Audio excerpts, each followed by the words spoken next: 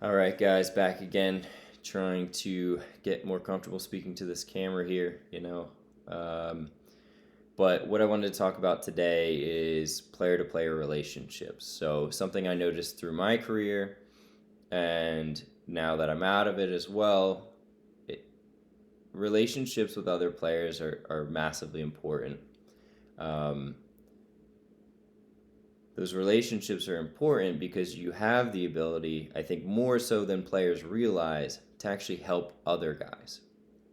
Um, I think there's a mental holdup with players trying to help other players because everyone's so focused on getting themselves set up and not overstepping any bounds. But especially at a lower league level, you have to remember coaches are trying to win games and trying to establish themselves to make moves as well. Um, Players are trying to win because winning brings you notoriety and may progress you higher. Um, Keeping that in mind, if you know a guy that you've played with, that you know well as a person,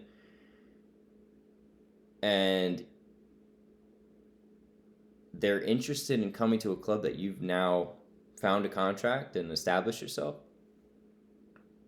I think it's silly to hold off on trying to help that person, right? So whether it's just giving a contact to the club, whether it's running their name by someone you've established a relationship with, whether that's someone in the technical staff, an ownership group, whatever it is, if you have a good relationship with someone at a club that you're now at, and you have a few players in mind that you think could help the club, I think it's a silly decision to not move forward with that. Um, at the end of the day, this isn't why you're doing it, but if you are able to help a guy, even show himself in front of the club, and things don't work out, that action will be remembered from that person.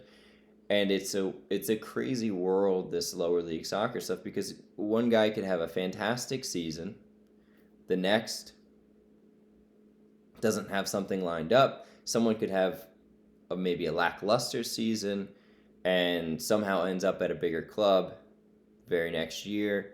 I've seen it happen with tons of players where didn't really hear much about them one season, and the next season they're at a new club just because they had the right connection, whatever it was.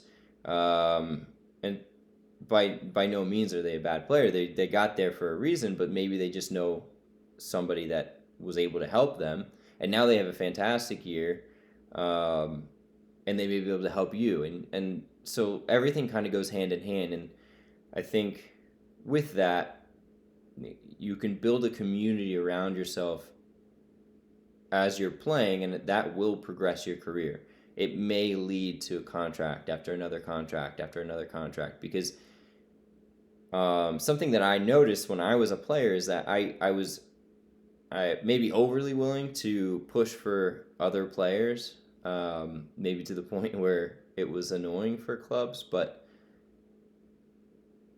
our the teams that I was on that had the best seasons and the best relationships off the field was because not only myself but other players as well were willing to throw other names in the hat, right?